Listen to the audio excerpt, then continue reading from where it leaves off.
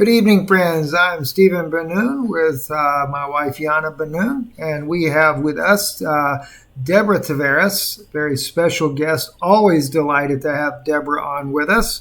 And I'm actually in the pilot seat tonight. I get to be the guy here to interview Deborah. But Deborah is always so full of information. This will be the most year of me all night. Yes. Anyway, thank you, Deborah, so much for coming on. Wealth of information you have, and I know the people are certainly going to want to know what you have to say tonight. Yes, well, again, thank you both, and certainly I will refer everyone to our website, stopthecrime.net. Please subscribe to our YouTube video channel and be sure to tap the bell notification so that you will be notified whenever we post any new information, and you'll also hear about our email blast outs as well. I want to say a couple of things because everyone knows that I'm here in the burn zone. We're still burning. Lots of friends that I know have lost their homes. And this weekend we have another fire weather event for a couple of days with wind, extremely dry heat, and planned power shutdowns. And it's about the planned power shutdowns that I'm going to cover this information tonight. I've discussed power shutdowns in the past because we've experienced so many here in Northern California over the last few years.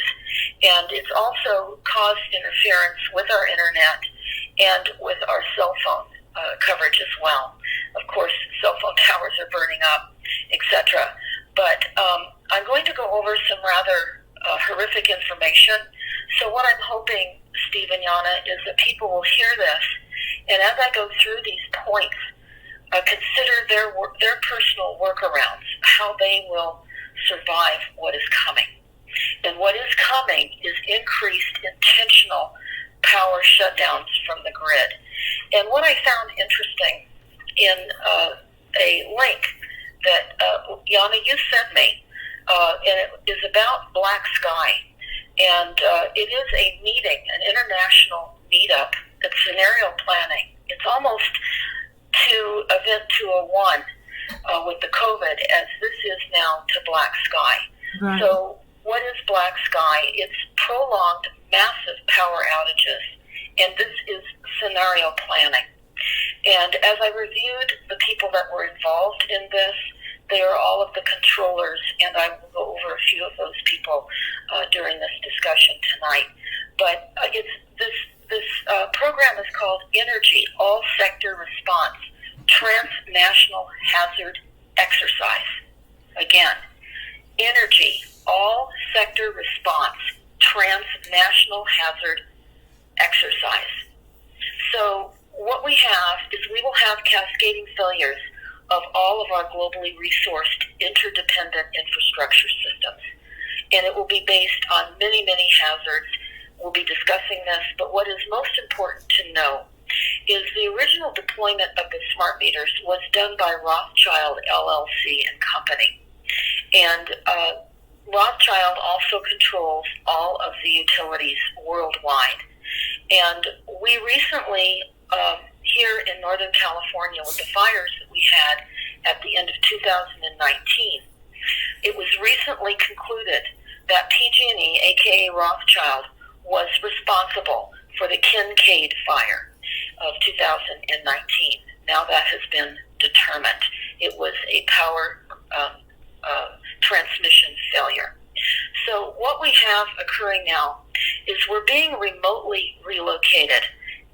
The populations are being remotely relocated through the deprivation of energy. And I'm going to talk about this because I didn't know that the power grid is often referred to as the world's largest machine. Wow. I did not know that it was referred to as the world's largest machine. And it is. And what I would like to say is that the grid is responsible for all modern life as it exists today. And it's important to know the Black Sky is about, and it discusses how the United States and other developed nations, the life-supporting resources once provided by and for local communities are now delivered by lifeline infrastructure powered by national power grids and national and transcontinental scales of infrastructure. And they're telling us that the results have been unprecedented access to electricity, water, wastewater service, food, fuel, communication, healthcare, transportation, and all the other life-critical and societal essential commodities and services. And they say that the electricity service is the bedrock on which all modern nations are founded. Its continuity is essential to societal health, national security, and fundamentally to our survival. So you heard me go over some of the aspects of control of the power grid with the wastewater, the food, the fuel, communication, healthcare. Our very lives depend on the largest machine in the world, and that is the power grid. And as I was looking through a number of documents about this, I found that they talk about how supply lines will be disrupted, and we're talking about supply lines in the sense of all what they call fossil fuels. Of course, we know that's dead dinosaurs, and our petroleum never came from that. But in the current green agenda, the sustainable development agenda, all of the conventional legacy fuels are being transitioned over to only renewables, which is wind, solar, geothermal, and of course battery backup for the solar systems as well. So our power grid relies on all of these fuel sources. The power grid cannot sustain, as it's set up right now, being literally refashioned over to renewables. Renewables is going to require massive small amounts of microgrids in order for all of us to survive. And I can assure you right now that the military and many of the colleges and many of those people that know the grid is going to go down are already in preparation of creating an isolated unit for survival, because survival is what we're talking about here, because our very survival depends on what we do today by what you understand we're going to be talking about. Because they talk about how severe blackouts and that the black start is the backbone will itself be subject to unique challenges, both for protection from direct damage by hazards. They go on to tell us that the hazards represent a substantial departure from other events that we've ever known, and that power outages and durations will be unprecedented, and the resulting disruption of civil communications, transportation, water, and other lifeline infrastructures will make conventional black start restoration procedures unworkable. They also talk about with the millions that will lose their lives during a massive grid shutdown, we won't have the engineers available to help our communities respond to the outages. So I'm going to get into some of the things that you're going to be facing, and hopefully you will take some steps as you hear me go through this information, because we really are going to have increased power outages. We've been having power outages for many years. I looked on Wikipedia and I was really astounded as to all of the outages. The majority of outages will be weather related. And of course, we have to understand that the weather now is climate change or weather related issues is not natural anymore. It is technologies that have been now used and are capable of creating and changing the weather.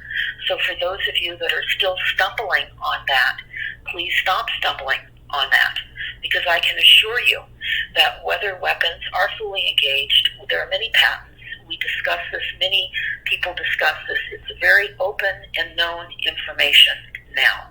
And so that's not what we're going to be talking about tonight. We're going to take a leap into that fact that weather is, of course, created, and that we're going to have mass blackouts and resulting in societal disruption beyond most people's wildest beliefs. Because we have to understand that also the U.S. government is well aware of all of the threats that we face to our electric grid, and they have chosen to do nothing about it. And the threats of an EMP attack, they've been concerned and they've known about. Cyber and physical attacks, they've known about. And they also know that the sun can cause events as well, a coronal mass ejection. In fact, there are 11 different studies conducted or sponsored by the federal government over the past decade that have concluded all of these things. And they say unless steps are taken immediately to protect our electric grid, we risk catastrophic consequences, which include horrific loss of life, widespread destruction of property, and complete societal breakdown. And yet nothing is being done about this. In fact, I was telling both Steve and Yana prior to starting the show tonight that the meeting that was scheduled for 2020 has been postponed until the summer of 2021. It is the EIS Summit, bicontinental, postponed, and it's the 11th Annual World Summit of Infrastructure Security. So that now has been postponed due to COVID. So they're obviously unable to do Zoom meetings. So if they can't do Zoom meetings and they have to postpone the world's infrastructure and the critical nature of the infrastructure, how can we trust them to do anything for us? We can't. These are the perpetrators. So this meeting is going to be rescheduled summer of 2021, and this is by the Royal Society of Arts in London and Tel Aviv University in Tel Aviv. So again, they're securing the megagrid, a metagrid they call it, META, metagrid, and it is postponed. Securing this is postponed. So again, this is about emergency all-sector response transnational hazard exercise. This is an exercise. So they go over some of the things that we'll face and will be the causes of the grid going down. And again, they say that there will be man-made hazards, of course, an electromagnetic pulse or an EMP, and an international electromagnetic interference, cyber terrorism, which is, of course, coordinated physical assault. And then they talk about natural hazards. And right away, you have to understand when they say natural hazards, and then they say the following, when you know that these are all created with technologies, you realize how much in harm's way we all are and how much we need to prepare because we're being absolutely set up for a massive outage. So they're talking about seismic events, high magnitude earthquakes. Now, earthquakes can be and have been created. We know that. They also talk about geomagnetic disturbances, which are severe space weather. That's created as well. Hurricanes and other severe weather events. Those are created, such as all the fires, the extreme drought that we're in, all of the heat events, etc. And so we're being attacked by the very people that sit on the boards to presumably harden up a system that they're intending to use as a weapon against us. So let's talk about this. Now, as I go through this again, please take notes and imagine yourself in these circumstances and what you would do and what you need to do. Because we're set to have the most devastating power grid crisis our country has ever faced. And war on the grid will continue. And it does not have any consideration of who wins the election. There is nothing to do with hardening of this grid based on the election. Let's be clear. In fact, it's most important to understand politics is nothing more than the entertainment division for the controllers, the overlords. It's just entertainment. So most Americans are aware the power grid is aging and is vulnerable, but few people really realize the real story of how the grid is going to be used to hold our country and other countries hostage in the not-too-distant future. And that is what we face. We're going to be literally plunged into long-term darkness. So I would suggest minimally that you all attempt to turn your power off and see what it's like without electricity, the kinds of things you will need. I will say that many people here in California with these public safety power shutdowns that Rockefeller has so politely named them, public safety power shutdowns, people are losing everything in their refrigerators. Costly to have that occur. And so people are getting generators with different kinds of fuel capabilities, such as propane. Certainly they're electric, but gasoline as well. And what we now are hearing is that the San Francisco Air Quality Management Board is saying that the generators, when used during shutdowns, power shutdowns, it's creating severe pollution, increasing the CO2 emissions. So soon we know that we're going to be cut off from the very fuels necessary to run the generators. In fact, I don't know how many of you caught the article today here that our governor, Gavin Newsom, has said there will be no cars as we know them by the year 2035. Now, I've been talking about this for many, many years. I have a section on stopthecrime.net called Kiss Your Gas Goodbye. And we've been talking about that ever since we read that in the climate action plans. It's all coming to pass. So what you need to know and what you'll do when you're plunged into darkness is going to be up to what you consider fact. And it's scary. It's very scary. And I know many people are going to be feeling very helpless when the power goes out, and we won't know for how long. I know here we're getting frequent short power shutdowns now. And we're always wondering how long the power will be out now. But what do we do if this continues for weeks? We have to be prepared. We have to understand, what do we need to power up? We have to literally look at ways in which we're not victims to the Rothschild control of the global electric grid. Again, the largest machine in the world. We're going to have to very, very quickly, those of you that can and understand the enormity of this, become extremely self-reliant and seek alternative sources of energy to stay off grid. And I can tell you that we certainly do recommend, if at all possible, that people go solar and they use the silicon salt batteries. Do not do the deployment as suggested here in the United States, which is the Tesla batteries, which really literally explode and catch on fire, and very difficult to put the fires out because you can't use water. Those are the lithium-ion batteries. So we will be having information posted on stopthecrime.net on our solutions page about ways in which you can acquire the kinds of things that we're suggesting. It's not up there yet. We're trying to find some sources, but it will be there very soon.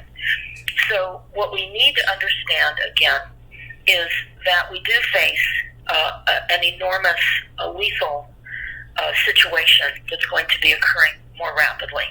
Imagine being without electricity for an extended period of time, or being without electricity because you've used up your quota. Now, why do I say used up your quota? That's what the smart meter deployment is all about. You will be given allotments of power. When you exceed your use of power, then your power will be turned off. And without water and without power, your property will be deemed unsuitable and unhealthy. And the health agency, such as what we see with what they're doing with COVID, will consider your home unoccupiable. They will relocate you from your home to a better location that has electricity and water. I've said this before. We found documents about this. But we're more reliant on power than at any other time in history, and without it, we've got no commerce, no communications, no clean water, and if power becomes less reliable in the future, which it now is, the big question is, will we be able to survive? And sadly, millions of people will not be able to survive. So it's no longer a convenience. Electricity has become a necessity. We require that. And a power outage will cascade across the entire U.S. infrastructure faster than any other problem imaginable. And it will cause mass chaos, looting, and I'm going to go over the effects of what this will look like so that many of you can think about this and plan in advance. Because this profound change is happening. It's so gradual that very few people have even noticed. When I've been discussing this, people say, well, Deborah, when is this going to happen? It has been happening. There have been failures in the grid throughout this country for a very, very long time. You'll notice that during the storms that are created that are hitting our country, we're under mass attack. Following these storms are mass power outages. Look at the Louisiana storms as of late. Look at the fires here all across the western United States, mass power outages. And again, people have taken electricity for granted, and they're completely unaware of how dependent we are with it. And really, life does stop cold without it. So we're going to talk about some of the things that will occur during the times when the entire metropolitan areas and other regions experience blackouts, because this will be a widespread emergency. And this is what it's going to look like, because I've experienced this too. I was down in the riots in Southern California, the Rodney King riots. There were mass power outages, massive looting. It was frightening. So what will happen during the power outages, as we've seen in past outages, okay, this is just being articulated from the consequences of past outages. It starts by people who live in the power outage area rushing in a panic to grocery stores and hardware stores, hoping to pick up critical supplies like food, water, batteries, flashlights, generators. Hint, get those things now. Then, as water and food start to run out, many people turn to looting, robbing, and stealing.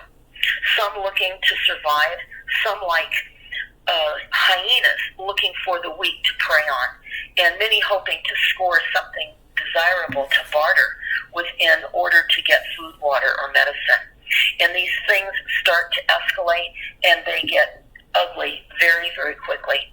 The average grocery store has just about only 3 days of inventory, and many of us have already noticed the supply lines being cut because of COVID, and many of the store shelves are unable to restock many items. I'm noticing that in the stores where we shop here in Northern California. You probably are as well. That's not only grocery stores, though. That's hardware stores and every other kind of store. But the grocery stores will get wiped out from the food and has in the past, just with simple severe weather warnings. Think about our modern supply lines, as I just mentioned. I mean, we're under mass attack with reduced supplies as it is. So even acquiring a supply of drinking water alone can cause massive societal chaos, because water is so essential that people will do almost anything to get it. And people can't live without, they can live without food for quite a while, but water is required on a daily basis, and you can only survive without water for about 2 to 3 days. And water, it will stop. When the electricity stops, your municipal water supply and your generators that supply the water to your homes and the dams and the hydro plants, all of that will stop. So you need to think about a water supply. And you have to realize that the grocery stores will be constantly sold out, and they'll be sold out of drinkable liquids, leaving many people without any other choice but violence. And we'll see people in mass exodus trying to get away from the cities, just as we've seen in many of the evacuations here in the fires, and many of you have experienced evacuations and other types of weather events where you live as well. The roads get blocked, people can't move, there are cars that break down and clogged, and people get stuck. And we saw that during the events of Hurricane Katrina in New Orleans, for example, when there was fighting over clean water. And again, the traffic jams on the roads. And we're going to see that, because we're going to be running out of gas, and people will abandon their vehicles and block the highways. It'll trap thousands of people in the cities. And that is all part of what will happen with a massive power outage. And it's inevitable. There will be also mass outbreaks of waterborne sickness and disease. And this happens because people start to get desperate, and they start drinking water from unfiltered, dirty water sources. So plan now. These are tips, as you're hearing me read these things, to avoid. Get your water purification systems. Get your water storage. Prepare to be without power for a very lengthy period of time, because we're going to see escalating outbreaks of violence during all of the outages and the looting, and people just unprepared. Get prepared so this does not happen to you, because the longer the power stays off, the weaker and weaker societal order becomes, and that's what we will see.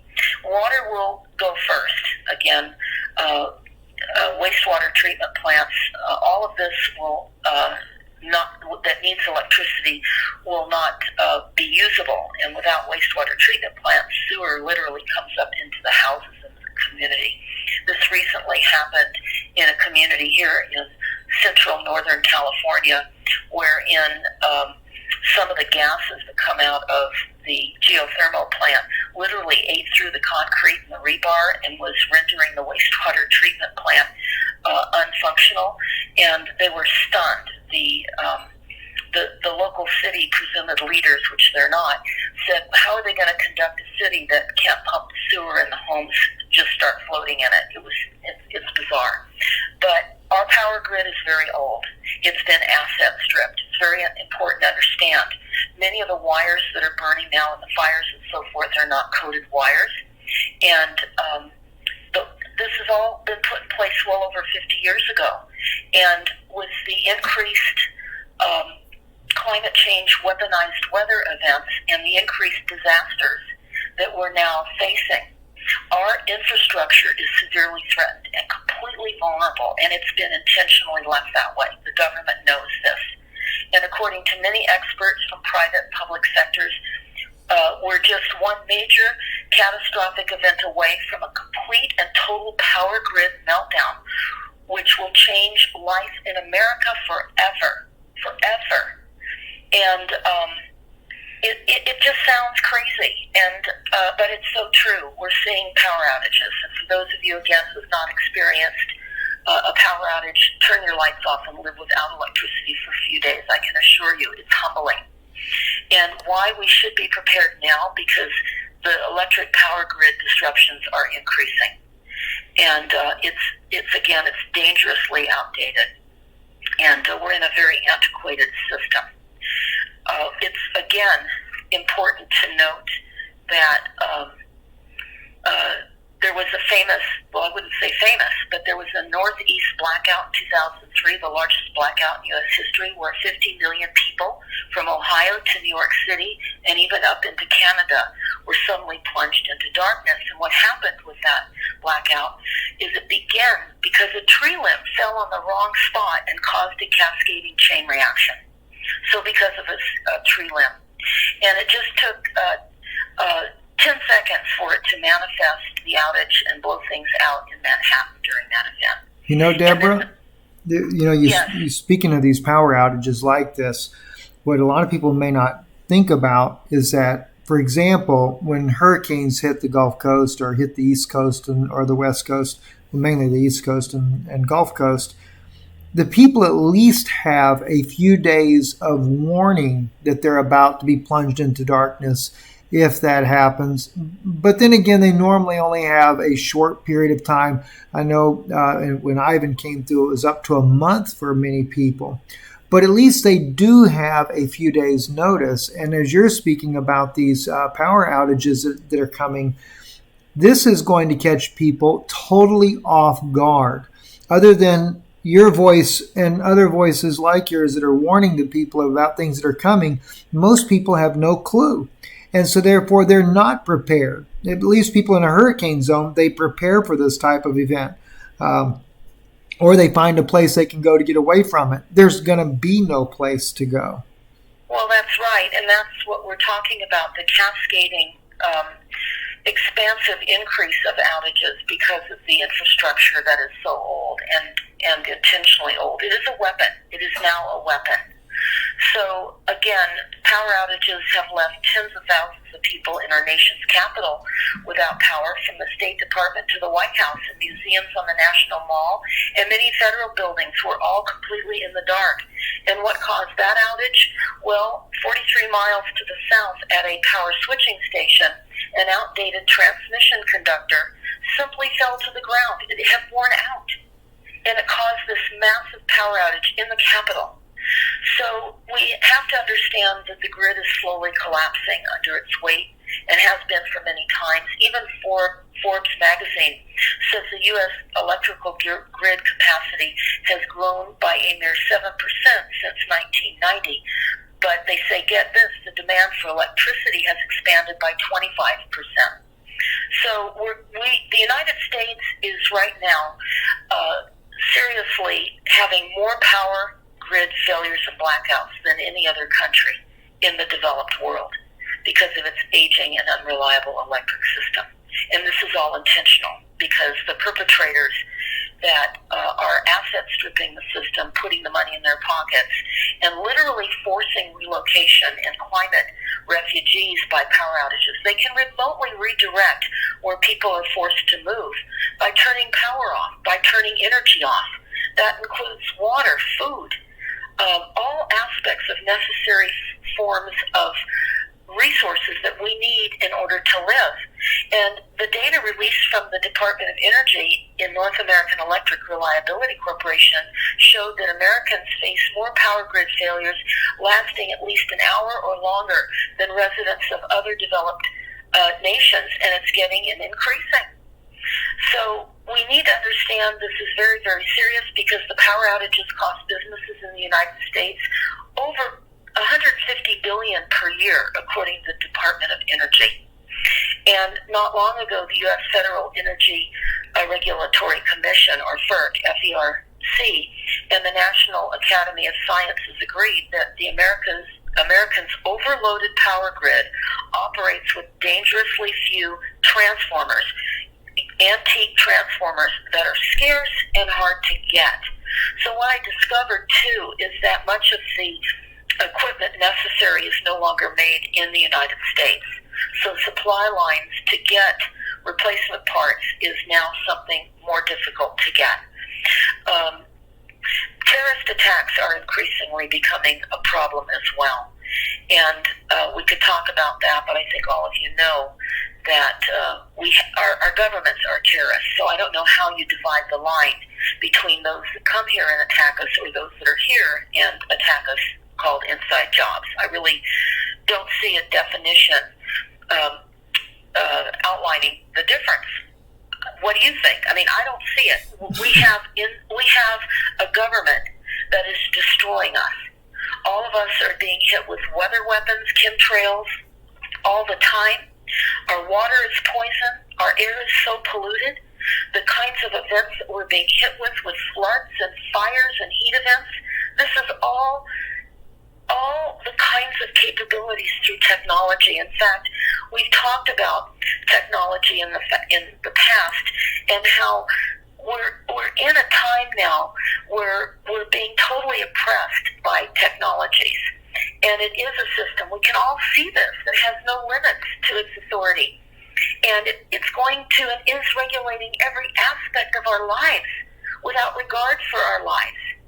And this technology is controlling everything. The media, the politics, our economy, our speech.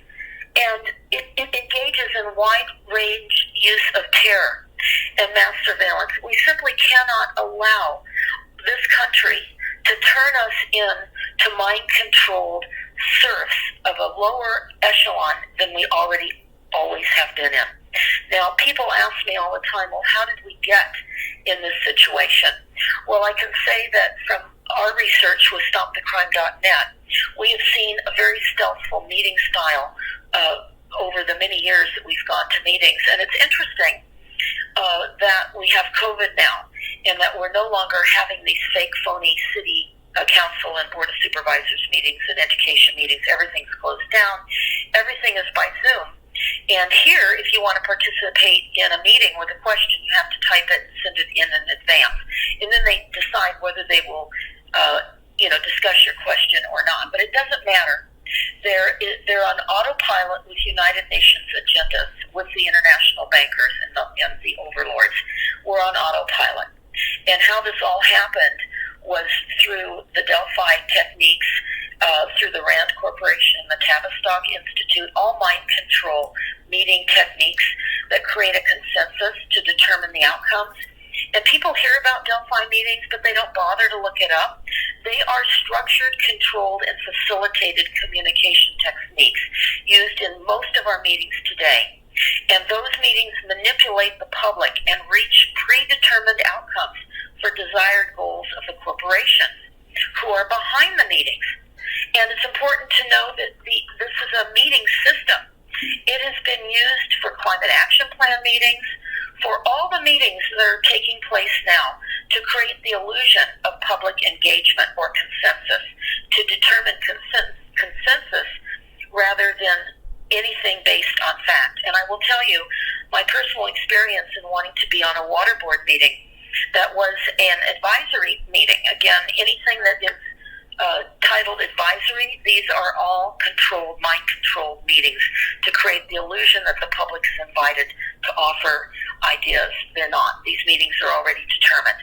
I was told if I was going to be on this water board meeting that I would have to agree with the majority of the decision. No matter what I thought, I would have to agree. That was the condition of my participating on a meeting and in a meeting. And of course, I knew I could not agree to that because I've sat in on these meetings, and it's obviously a meeting that's set up, predetermined, and the results are not in our best interest.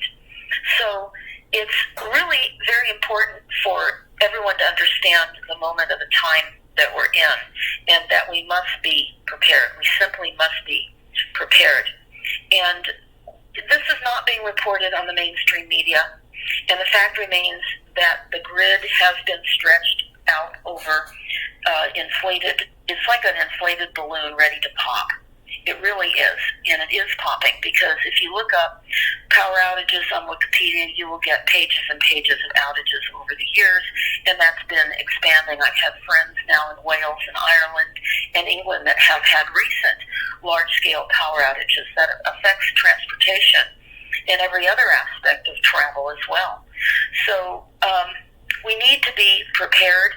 I will talk about a multi-year power blackout, and this is highly likely.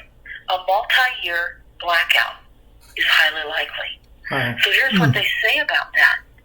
They say it's essential, and it's estimated that we understand this to be true, because we could lose up to 90% of our population due to starvation, disease, and societal collapse if a nationwide blackout were to last 1 year, only 1 year. And a nuclear EMP attack could cause so much devastation. And I'm not suggesting that it's going to be an electromagnetic pulse. I'm looking at other aspects of Rothschild just simply flipping the switch off, because they've literally sectionalized the grid. And if you're in the wildlands, rural area, they don't want you in those areas. So they are going to be disrupting your ability to survive in areas that are not designated human kill zones. But in the event of nuclear EMP attack, that could cause so much devastation that a multi-year blackout would likely cause the reality that we would never come back, especially if we lost large numbers of our population. In fact, there's Peter Vincent Pry, P-R-Y. He's America's foremost expert on threats to the power grid. You may want to look him up. Peter Vincent Pry, P-R-Y. I've heard him speak many times. Again, they say that he's America's foremost expert on threats to the power grid. He is the executive director of the EMP task force. Now, let me pause. The task force is a conducted meeting. He's in a meeting where he's being Delphied in consensus and is run by the very organizations that will take the grid down. And it says he's on the EMP task force on national and homeland security, and he served as the EMP commissioner, the House Armed Service Committee, as well as the CIA. So here we have someone involved that doesn't even understand how government works, because certainly many people have gone to legislators asking them to please harden up the power grid, and the government has chosen not to do so. They have chosen not to do so. So also we're hearing, too, that even space junk can cause blackouts. And it can alter the trajectory of debris and knock out space material, and satellites are used as well. So we're being pummeled with beyond the belief types of technology and ways in which we're going to struggle in darkness. We will really struggle in darkness. And they also have rogue satellite spies, and that's all very scary stuff. But they've had many of these operations in effect, in process since the 1950s. So is this all worth worrying about? Well, I'm not suggesting you worry about it. I'm suggesting you act on it. Turn your worry into doing, and start doing what you need to do for you and your family to survive a blackout, a black start. And I talked about this in many other video presentations. If you go to stopthecrime.net, you'll see videos such as Lights Out, all kinds of videos that I've presented, similar material, but never to the extent of the immediacy that I am attempting to do right now. Because it's important to understand our lifestyles as we have known it will cease to exist, and it's going to anyway with COVID and the Great Reset. Every aspect of how we've lived before, all of the types of legacy systems that have led us into an illusion that doesn't exist, and a lifestyle that really doesn't exist and is not, we're not able to sustain that any longer. But I also found it interesting. I didn't know about this one, Steve and Yana, and maybe you've heard about this, but I didn't know about rogue freighter ships and how they're a very real thing in today's world. And they call them tramps, TRAMPS. And they're in the shadows and the freelance shipping boats of the world, and they make their living off of doing one-off jobs like carrying cargo from point A to B and asking no questions as long as the price is right. And what I didn't know is one of these tramps, you can purchase them to do what you want for the right price. And actually, that's been already attempted by North Korea. They're telling us that back in 2013, the North Koreans sent a tramp freighter ship into the Gulf of Mexico, and it was packed with 10,000 tons of sugar. But buried underneath the sugar, there were two Cuban SA-2 nuclear-capable missiles that were on their launchers ready to fire. But luckily, it was uncovered by the inspectors at the Panama Canal. But again, a single bomb could send the entire country back into the dark ages. It's not just about not being able to turn on the television or check your email. Without electricity, the gas station doesn't pump gas. Grocery stores can't refrigerate food. In fact, during our power outages here with the fires, I was stunned at the amount of food loss that the grocery stores suffered. Because when they were in mandatory evacuation zones, they were not able to go back and try to salvage their food. And dumpsters and dumpsters of food had to be thrown out at their loss. Now, whether insurance companies covered some of that, again, insurance companies are all part of the Rothschild money monster. So, again, it's all a game. But without electricity, again, the gas stations can't pump gas. We suffered through that. Grocery stores can't refrigerate food. We had that happen. And hospitals can't operate. ATMs can't provide cash. And life as we have known it for decades comes to an end. And that's exactly what we're facing. So we have to prepare now. There's no choice. Again, as I said, our survival depends on what we do today. And we're going to see mass riots. We know that. We're hearing that unease in the country on many scores, on many issues. But once the power goes out, we're going to have civil unrest beyond our wildest of beliefs because people will be hungry. And some of that looked like in Los Angeles, the racial tensions that flared up for 5 days of rioting. There were 53 people that died, 2,000 people were injured, and 11,000 were arrested. Over 1 million in property was destroyed. And looters raided shops, destroying buildings and set fires that melted power lines and transformers, which ultimately destroyed South Central LA power grid. And in New York in 1977, there was a mass power outage there that compelled citizens to take advantage of the vulnerability of the stores and businesses. and there was mass looting. And I was affected by the LA riots and the power outages in 1992. I was down in Southern California, and it was horrific. It was frightening, and the power was out. So we have to be aware when people ask, or you may be asking right now, well, I haven't had a power outage. When is this going to start? It has already started. Now you have very little precious time to do anything about it because supply lines are being cut. And many of the items and equipment that you need to get now. Because if you wait too much longer, you're not even going to be able to obtain the equipment that you need to survive during long-term outages.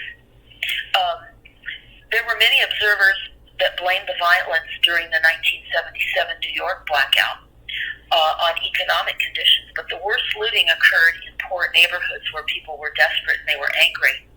And that means that many American cities today are socially ripe for such violence, and we know that. You just turn the lights out, and we're going to have violence exceeding anything we could imagine, simply because our society has adapted not only to entitlement mentality, but have also lost all hope of ever finding work in this declining economy.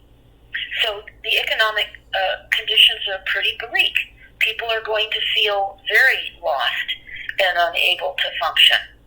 I could go on and on with examples of power outages over the years in different places and how this turns those cities into nightmares and how people were looted. We're seeing that happening right now with the Black Lives Matter.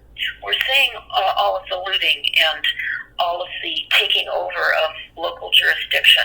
Well, imagine a wide-scale power outage. So anytime the power grid fails for any extended length of time, unrest, lack of food, clean water, and multitude of fires and deaths are a given. So remember that. This includes earthquakes, hurricanes, snowstorms, tornadoes, thunderstorms, as well as massive solar storms that have the potential of severely damaging and shutting down the electric grid. Remember, I told you in the beginning, I was somewhat stunned to find out that the grid was considered the world's largest machine.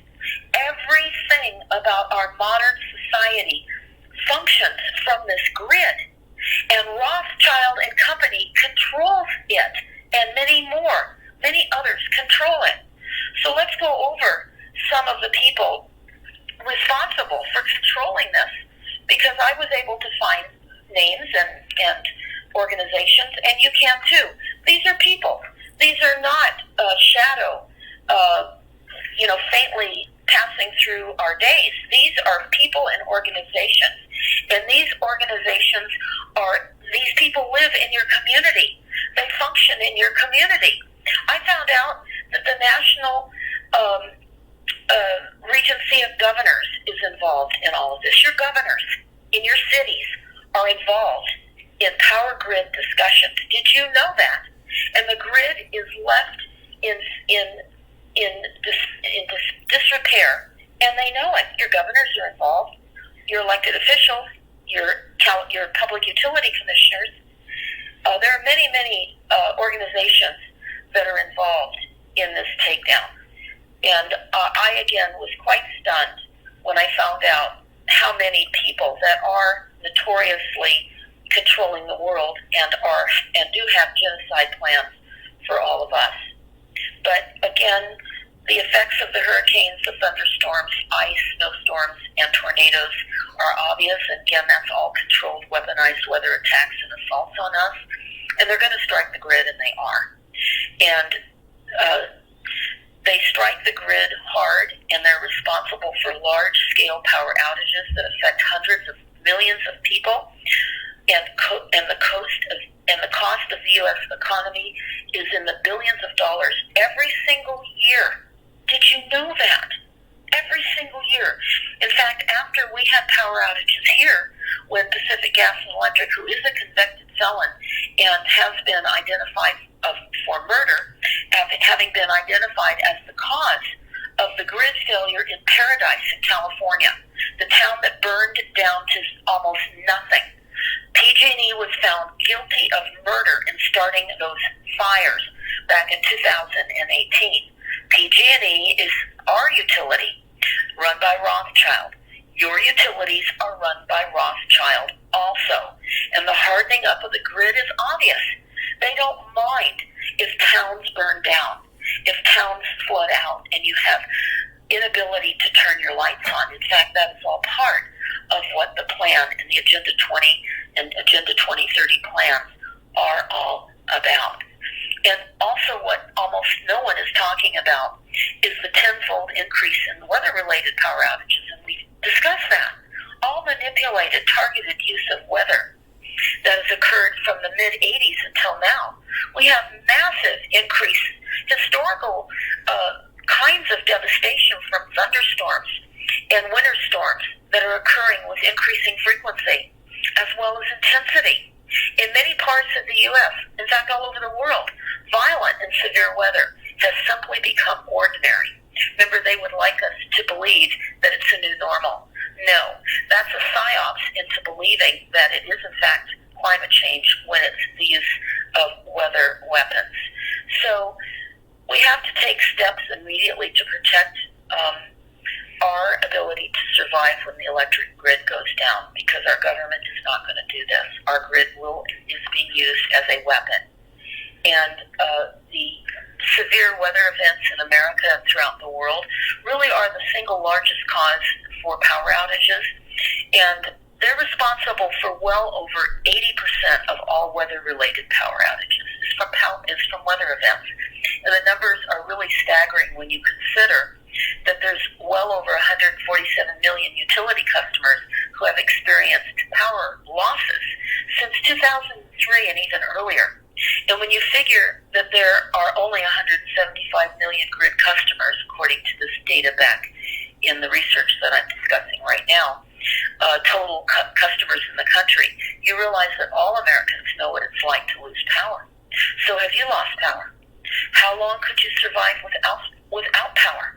You're going to need to do workarounds. You're going to need to have clean, fresh water. You're going to have water purification. You're going to have an electricity source. I hate to say from renewables, because renewables are not reliable. I know that many people that I know certainly have installed solar with battery backup, solar storage capacity, which is the sodium salt batteries that, again, are not typically used here in the systems in the United States, because the power companies want all of us, want all of you to install battery backup systems. In fact, here in California, on the front of our newspapers and in meetings that I've attended, California has approved over $600 million for battery backup in high fire threat zones and districts. And there's never a free sandwich lunch. So certainly looking at over $600 million for battery backup, this is what it looks like. And I'm going to tell you the story because it's going to affect you. If you sign on with your utility, again, Rothschild, you will be agreeing to terms that you're unaware of. And what does that look like? Because I've read the contracts. Here in California, it's about a 119-page contract with Pacific Gas and Electric, and they will give customers $10,000 towards installing battery backup. They want lithium-ion batteries, the Tesla Powerwall. I call it the Tesla Firewall because they catch on fire, they degrade. They don't. They require a draw off of your stored energy when they give you the $10,000. They want a draw off of your stored energy twice a month for 10 years, and they can draw down on your stored electricity that you've stored anytime they want.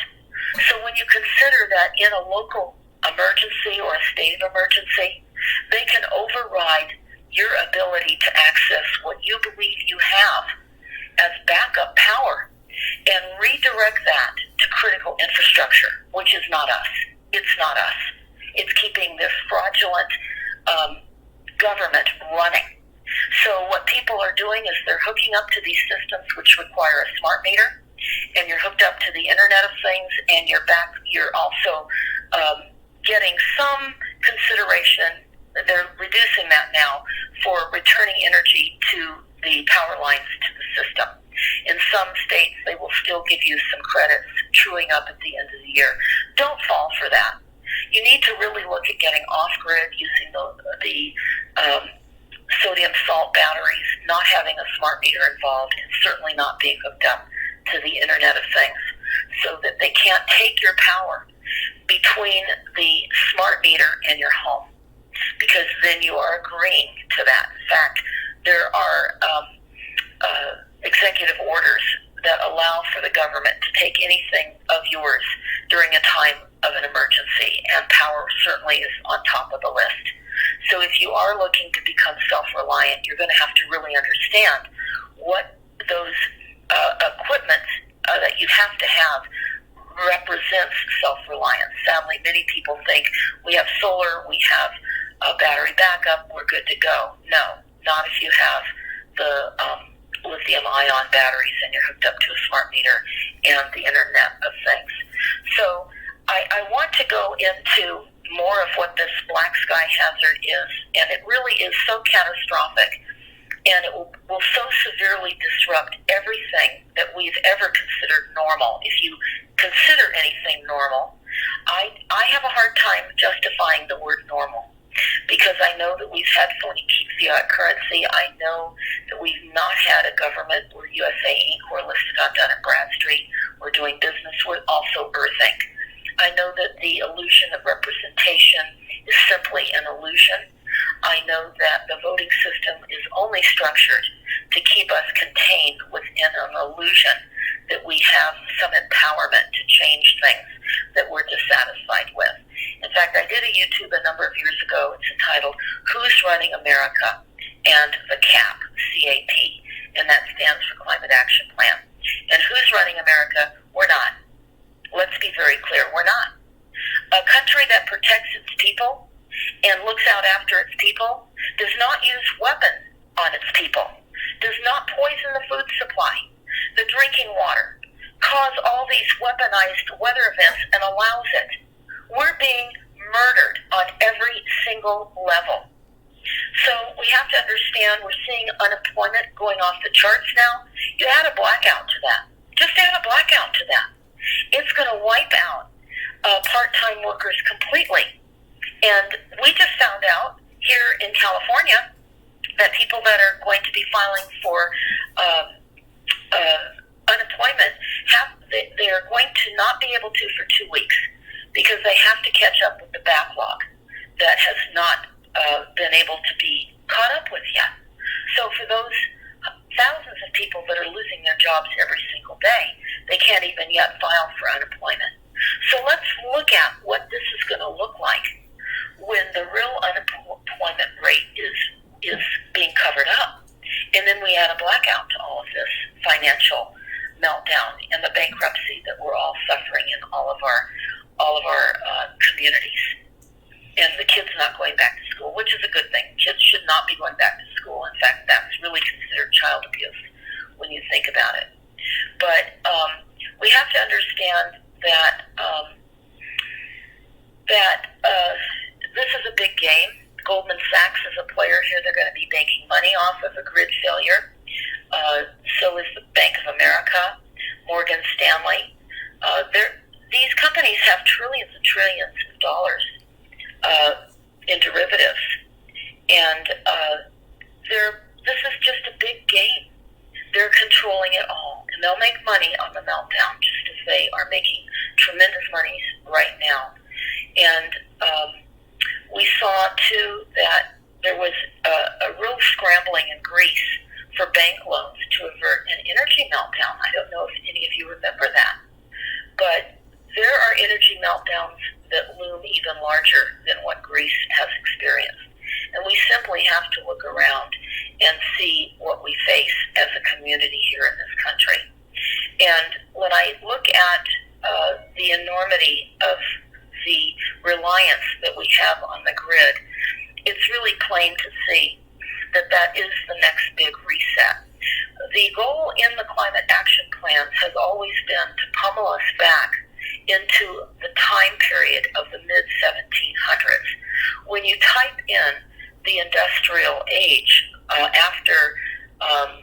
International Paris Climate Accords, you will find that in order to successfully reduce our greenhouse gas emissions, we have to be at a period of time in the mid-1750s. That's when the greenhouse gas emissions were considered tolerable. But think about being pummeled back into that through all of the plans that your local leaders and the people that walk and live among you have adopted. It's all on autopilot, as I said, the climate action plans. Your city leaders sign these plans. You can look up these plans for yourself in your community.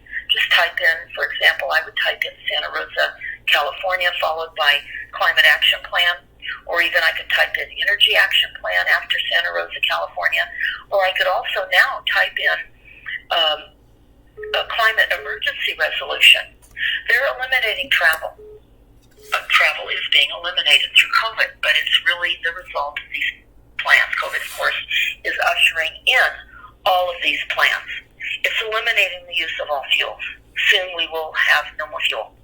We won't be traveling.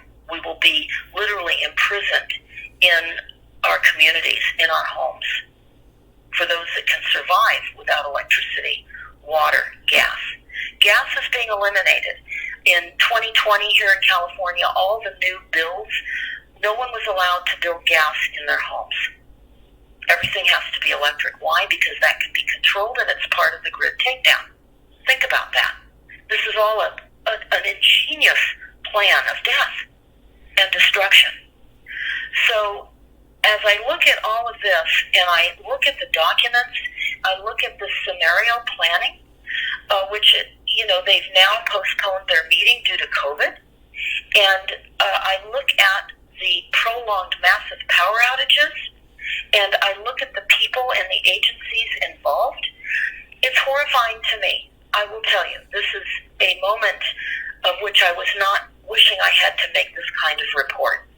This is horrific to me as well, and I've suffered greatly because we're certainly here in the smoke. We've had smoke now for well over a month and a half, toxic levels of smoke here where I am. But again, we're going into a weather event this weekend with power shutdowns. So again, the executive committee that is involved in this takedown structure that we're involved in with taking down the grid encompass these categories.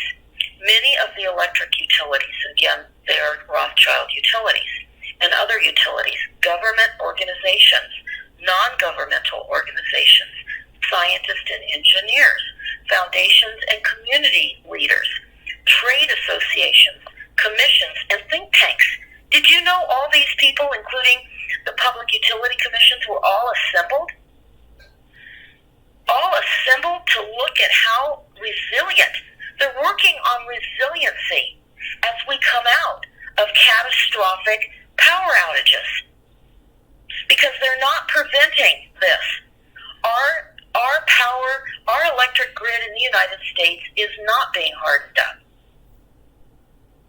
And while 1 Second After is an excellent book, I went and spoke with the author who wrote that. I did read that. It's horrific. It does really demonstrate what a shutdown would look like. And loss of medications, refrigeration, cars won't run. People will be scrambling on foot to get out of their towns. I mean, this is all true. This is all going to happen. And as I look at these plans and I look at the foundations involved, and I know these foundations, many of these foundations, I know that they're run by Rothschild, the international bankers, the IMF, and the UN. And there's lists. There's 7 pages of affiliated committees, steering committees that are behind this black sky event. Again, this is scenario planning. So I can only tell you what is planned, the consequences that we will all face. Many people will be prepared and will be able to live off-grid.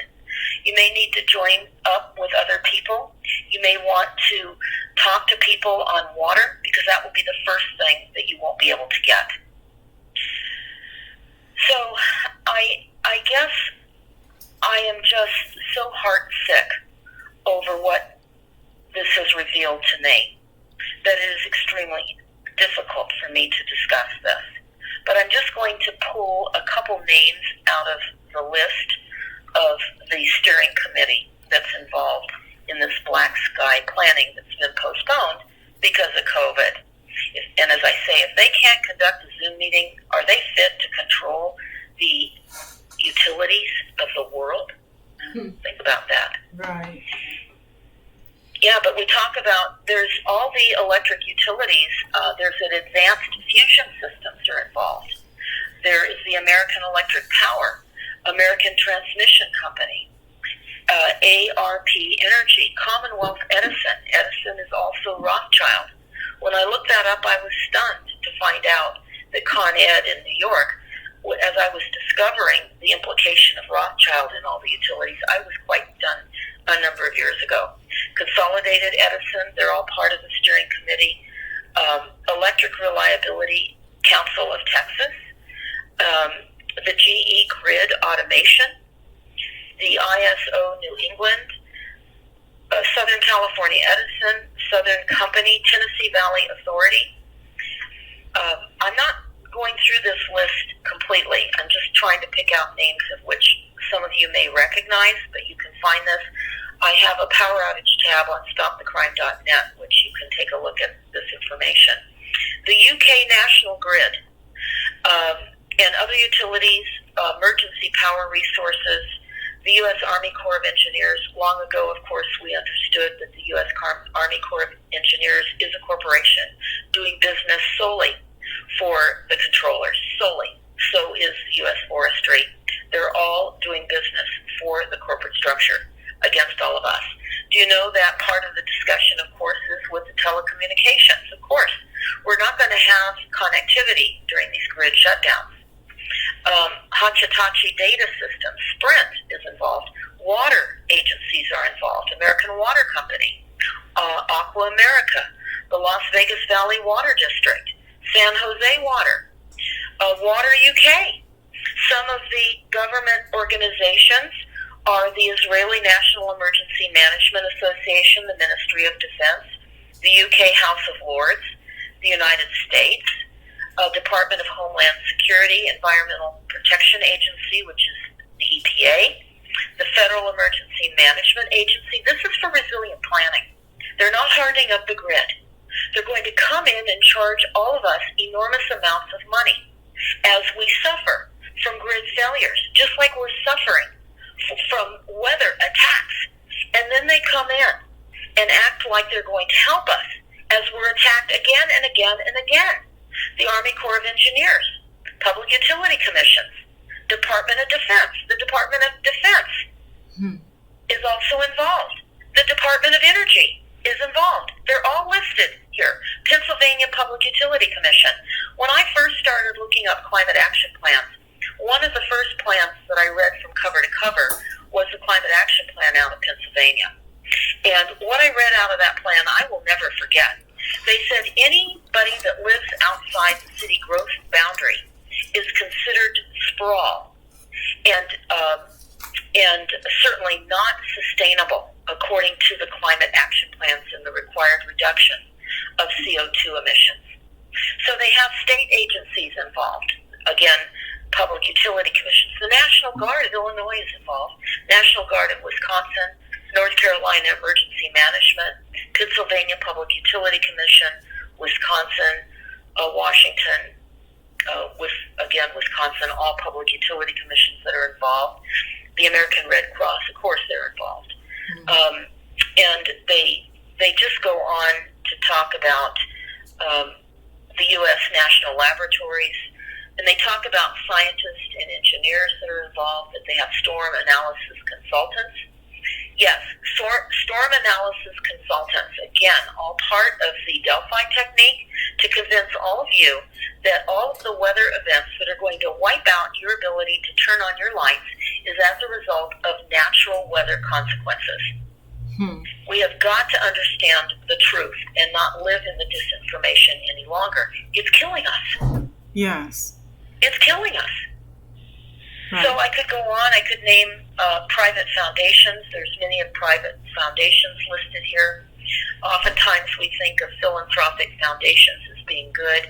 I've discovered that in the Rockefeller document of 2010, that many countries were very dubious about allowing any philanthropic money or foundations to come in to assist them, because they were starting to get wise to the idea that that was all bribe money tied to agendas of their controlling those countries, stealing all of the wealth out of those countries, and creating enslavement by their citizens as they profit by their slave labor to extract all of those resources.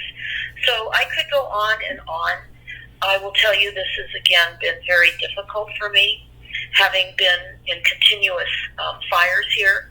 I will tell you that some of the things that we now must do, since we are the enemy, we are on a battlefield and multiple types of weapons are being used. In our instance, of course, we have extreme heat events, which means we need to access more water. I would certainly recommend all of you go to primarywater.org. Understand we have an abundance of water. Water is a renewable. I am sad to say, though, that Paul Power, who I did a video with entitled Primary Water Explained, was burned out. He lived in Oregon, so he just lost his home about a week or so ago. But Paul has been in touch with me to assure me, so I can tell all of you, that he is up and running. He needs everybody to contact him, and he wants to help get people to primary water. He understands that water is key as the grid goes down. So for those of you that have the ability, the land, you can get to primary water, please go to primarywater.org, and that links up to primarywaterinstitute.org, and you can locate Paul Power. Of course, you can always email me through stopthecrime.net, and I can put you in touch with Paul as well. You're going to need water. That's the first thing that's going to be taken out during a grid shutdown, besides food. But again, we can live longer without food than we can with water. So for those of you that have the means and can get to primary water, I would urge you to do that immediately, because travel is going to be more confined as we presumably go into a second wave of COVID, which of course is not true in the sense that we never got out of the first wave. And the World Economic Forum has discussed that it is COVID for life. And there was no first wave because there's no second wave. So it's just COVID, period. It's just COVID. And that's discussed, and we talk about that, Yana, in one of our other shows that we did together. So I'm going to wrap it up by saying just everybody prepare. Follow some of the workarounds, the consequences of what will happen to you. Come up with ways in which you survive the kinds of consequences that we're all going to face, all of us, when the power's shut off. And many, many millions of people, unfortunately, are going to perish. And I say that my heart has been broken for many days in thinking about how I was going to articulate this information. And it's so sad for me to have to look at this as being a reality, and it is. So the best I can do is try to share this information. It's all fully documented. It is what is in play. And again, it's not in the future. It's happening now. It has been happening.